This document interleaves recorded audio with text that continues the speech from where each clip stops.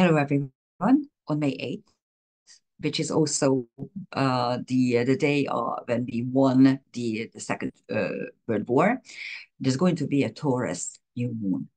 And new moons are always about new beginnings. But this particular new moon in Taurus would suggest that we should do something about harmony and well-being and security and money and love.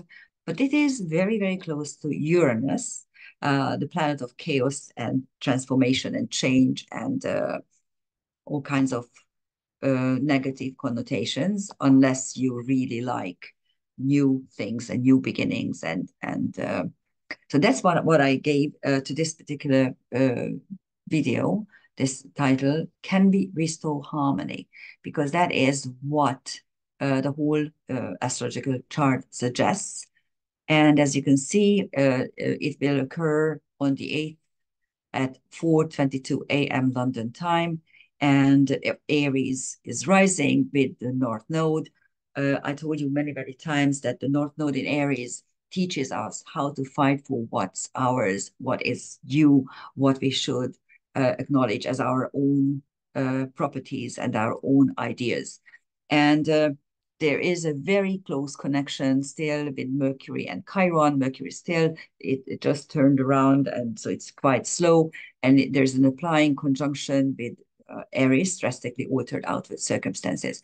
This triple conjunction is really, when you look around and listening to the warmongers, this is exactly what's happening in the world. Drastically altered outward circumstances are causing karmic wounds, and we need to understand instead of inflicting further wounds. The Economist had an interview with Mr. Macron, who is adamant to trigger the Third World War. And he said that, yes, we need to get used to the idea that there should be Western troops in Ukraine fighting against Russians. And I have two questions that nobody will probably answer. Question number one, with exactly what do you want to fight, dear Mr. Macron? Because there's no ammunition in Europe. The German army has ammunition only for 2 days. And although you promised 1 million ammo to Ukraine, not even half of them were delivered to them because they are non-existent. And the second question is, who exactly is going to fight?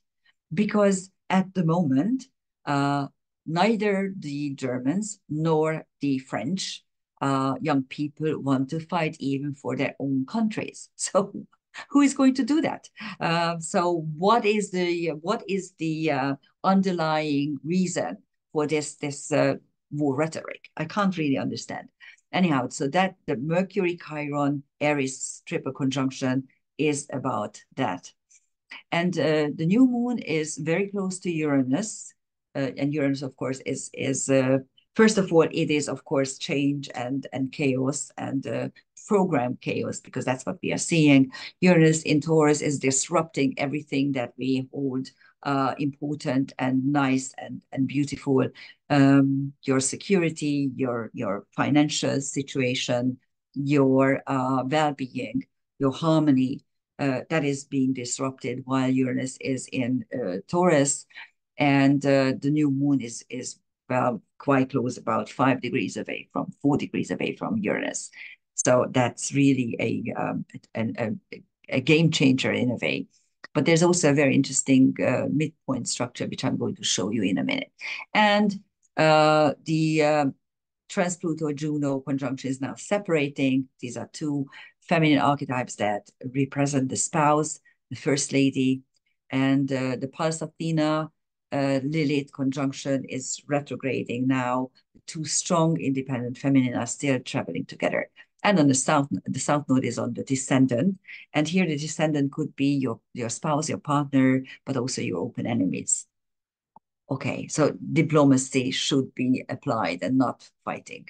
Okay, there is a dissolved opposition involving the nodal axis and Saturn. And actually, Saturn is the one that is making the dissolution. Actually, it's almost like a yod, but with Uranus, there's a biquintile.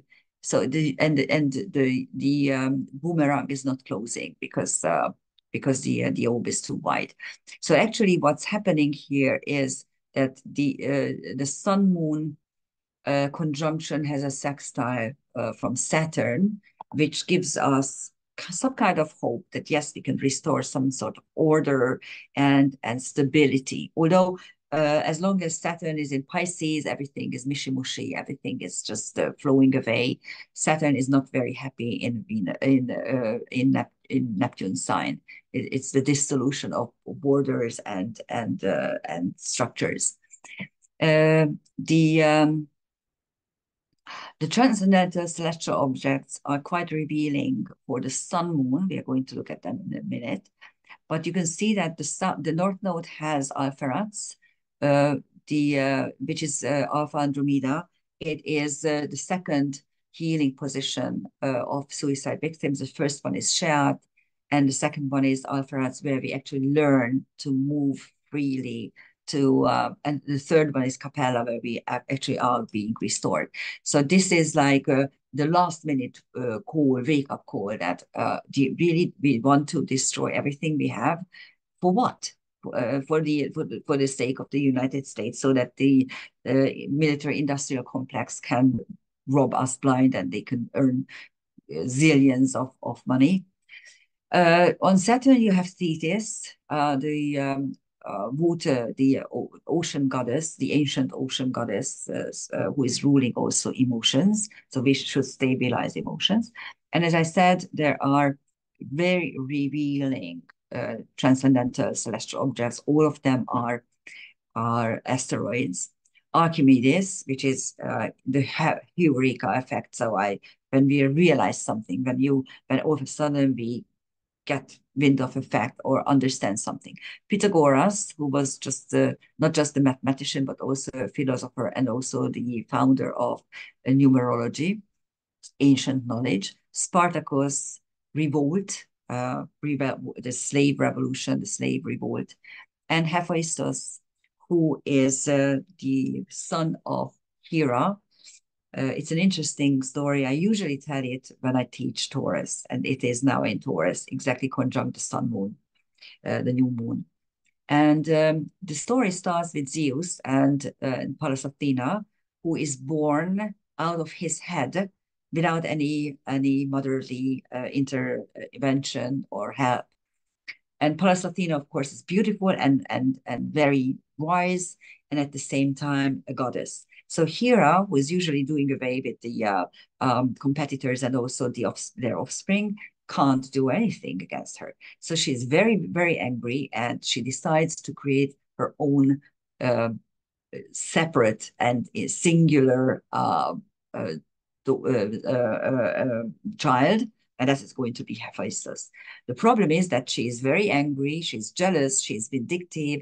So Hephaestus is conceived of all these negative emotions. So he is very ugly, and he is he's even a hunchback, and so when she looks at him, she's so disgusted that she throws him out of the Mount Olympus. Hephaestus lands at the bottom of the mountain. And of course, you can't kill a god. You can actually, the only way to kill a god is to get rid of him or to forget him. But of course, Hephaestus is being found by the shepherds who are raising him. And when he grows up, he realizes that he's a god and confronts his mother. From our point of view, the important thing is that although he is ugly and deformed and misformed or deformed, he built a workshop where he creates beautiful and glorious and perfect things, perfect objects. So, and this represents us, humanity, that, okay, yes, we are lame and we do stuff and we are not perfect, but what we create could be perfect. We could create the perfect world. Actually, we came very, very close before the pandemic. This was a nice world here in Europe. I mean, it was relative prosperity and how shall I put it? It was It was a calmness and a nice human life. And now this is being disrupted. And instead, we should really concentrate on that recreation. And then, of course, you have karma. So whatever is happening now during this new moon is going to be very karmic. And that is, I haven't had time to watch what other astrologers say about this particular new moon, but of course, it is very, very close to Uranus. So, and of course, Uranus rules the atomic bomb and rules all kinds of revolutions and upheavals and whatever. So it could be a new moon where everything is getting disrupted. I, on the other hand, concentrate on the good things. I don't want to be, these are really, really difficult times. So what I want to achieve is to give hope and positive prospects. So we could utilize this energy to create something beautiful, something new, something where we could rearrange and recreate our harmony. Use it for that and not for disruption. There's also a complex planetary picture at 22, 24 degrees. As you can see, there is a cardinal T-square and also an Earth-water kite. Let's take a look at the cardinal T-square, the apex of which is Chiron, Mercury, and Aries. So this triple conjunction is what gets the most disruptive energy, and it's going to be very, very difficult to have a normal voice in this war energy that is being created. And at the same time, we need to understand the nature of karmic wounds in Aries, which is war, precisely war and aggression and violence and blood and killing and all kinds of negative things. And Aries, drastically altered outward circumstances, this is exactly what's happening in the world. So we need to understand, in order to avoid the Third World War, we need to understand, we need to anchor ourselves to that. And this could be held by the Earth Grand Trine, the Earth Grand Trine. And actually, Grand Trines are not very helpful structures because there's no energy in them.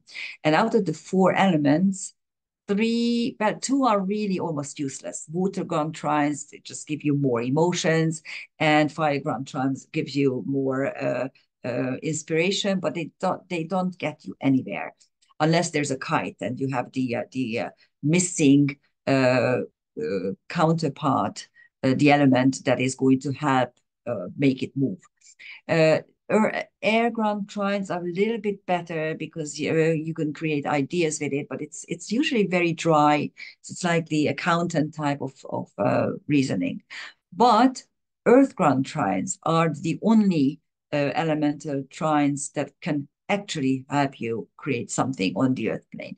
And this is an earth ground trine, and actually it is it is turned into a kite by Astrea in water, which is in Cancer. So in this earth water kite, you have Ceres, your home, your family, your nurturing principle, the Jupiter-Uranus conjunction, which is fundamental, profound change, and Black Moon Lilith, which is understanding the situation, being clairvoyant and doing the right thing. And then the anchor point of the structure is Astrea, karma breaking. That's what we need, actually. And the two structures are linked by the opposition of Ceres and Astrea. These are the transcendental objects of this particular planetary picture. On Mercury Chiron, you have Orpheus and Eurydice, and this is husband and wife, and their relationship, their love is so strong that when Eurydice dies and goes down into the underworld, Orpheus tries to rescue her. And of course, he won't succeed, but still, this very strong bond is represented in this particular conjunction. It's quite rare that these two stories are actually together. On Jupiter, you have Amenemhet, Chaldea, Lucifer, Terpsichore, and Algol. Chaldea is, of course, the Chaldean priest, knowledge and clairvoyance. Amenemhet is creation pharaoh. Lucifer is someone who is questioning God and actually bringing light. That's what it means, that the name of Lucifer means the bringer of light. And in order to see light, you need darkness. and we see darkness now. So we actually should be able to get light. And Terpsichore is one of the muses. She is the muse for dancing. Dancing itself is putting us into higher dimensional realms, and all muses help us channel down what we need from the higher dimensions. And then Algol, which is Beta Perseus, which is uh, one of the stars that are, it has a very, very bad press. Uh, I always say that don't believe in those negative things that they say about fixed stars. Fixed stars cannot bring negativity simply because they're not part of the human system. They're not part of the solar system. It's not part of the human level. They are on the universal level. So they are higher dimensional entities, higher dimensional birds. And Algol is a feminine mystery school that teaches you things that you need in difficult feminine lives, or is the healing world of the feminine lives, difficult feminine lives. On this is not Isis, sorry, that was in the Hungarian version. On Astrea, you have Agamemnon, a fighter, a general, and on Ceres, you have Electra, the princess who is getting his brother Orestes to kill their mother, Clytemnestra, who is actually he was responsible for, of course, murdering their father. So it's a very complicated mixture of revenge and manipulation on Ceres. Also, the idea that everything has to be revenged, has to be retaliated. And on Black Moon, you have zero, and this is exactly what they are planning us, that they want to bombard us back into having nothing. And there's a fascinating midpoint tree here. And this is what gives me hope. Because if you take a look, you see that the Sun-Moon conjunction is at the midpoint of Jupiter and Venus, the two benefics.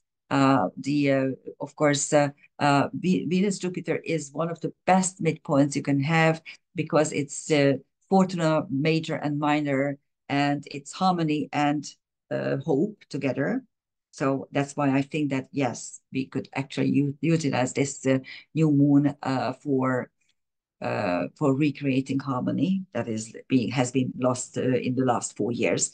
First, with the 2 years of pandemic, total, completely dishonest and really ugly way of trying to get us to take away. They were trying to take away our freedom, our free. What happened to my body, my choice when people were forced to take the jab? What happened with lockdowns? What happened with human, basic human rights? And then with this was the first thing, they took away our freedom. And in the next instance, it was the war against Ukraine, where they took away our financial security. But now, with this new moon, we could actually implement some changes. We could restore back what has been taken from us. And there's also Pluto, trans-Pluto, but this is also actually it's a quincunx, so they are tied up with the quincunx. And as you know, when two planets are in a midpoint structure, but at the same time are also in form an aspect, the aspect is always stronger. Now, this is a monodirectional quincunx because both planets go backwards, which means that it sometimes works as a trine and sometimes works as a square or an opposition. And sure enough, Pluto trans-Pluto is about the covenant, the contract between wife and husband, because trans-Pluto is Persephone. That's what the legend that we link trans-Pluto with. So it should be the wife and husband energy, the covenant energy, the contract energy. But as it is bi-directional, monodirectional, sorry, it could sometimes move towards a beneficial end, and sometimes it's disrupted. But it is also it forms a midpoint structure with the new moon. So actually, we need to find those who can we can trust and form covenants, form sacred contracts, renew our contracts, and that can help us to restore our harmony. That's the new moon. Happy new moon. I hope you will recreate something that you have lost, or you can actually create something that you're craving for. Thank you for listening.